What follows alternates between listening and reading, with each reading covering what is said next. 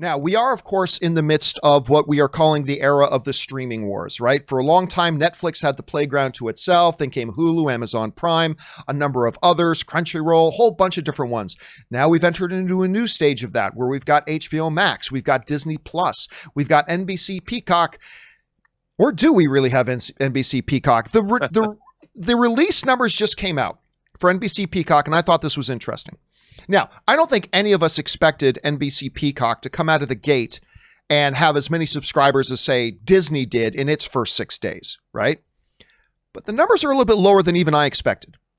As we take a look at this thing here right now, NBC Peacock launched, and in its first 6 days, had 1.5 million people install its app. Now, you got to remember, too, most of these people are installing a free version. It's free. There are paid levels, but a big chunk of NBC Universal's Peacock is free. It doesn't even cost anything to do it. But here's the main thing. This comes to us from TechCrunch, which wrote this. For comparison's sake, that 1.6 million downloads in the first 6 days is only 25% more than Quibi launched with. And we talked about what a disaster that launch was. Only 25% more than Quibi did, but here's the key number. But only 12% of the 13 million downloads that Disney Plus generated in its 6 days.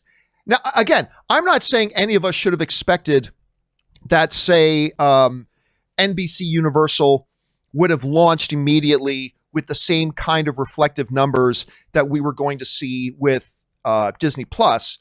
Not at all. We understand those numbers are going to be different. But they only got 12%. And that's with a free level of their service. Rob, I took a look at this and I thought, wow, that is lower than even I thought it was going to be. You had a chance to see these numbers. What's your initial reaction to hearing that? Well, I've been the most ardent supporter of Quibi. Just kidding. They're not good, John. I mean, they're not good. And what I don't understand is, again, why the support that these channels like Quibi came out of the gate, you couldn't watch it on a TV. And I've heard that there's not that quite lack of support, but also Peacock has a problem being viewed on various devices. And it blows me away. Like the one thing that a streaming service needs to be able to do is stream and stream everywhere.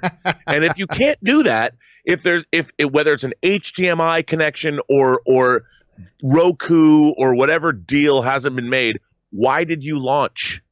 Why would you launch your streaming service if it can't be viewed by everybody? And I think that's part of the problem. Yeah, I mean, and again, like to your point, they launched, without support, much like HBO Max did. They launched without support on the two biggest streaming platforms in the world, Roku and Amazon Fire Stick, and they created no buzz. They created no buzz going into their launch. And you'd think with a stupid name like Peacock, they would be able to spin that into something ridiculous so everybody would have to tune in. But no, Peacock just becomes kind of when I say the word, I don't smile, I don't laugh, I just feel sad.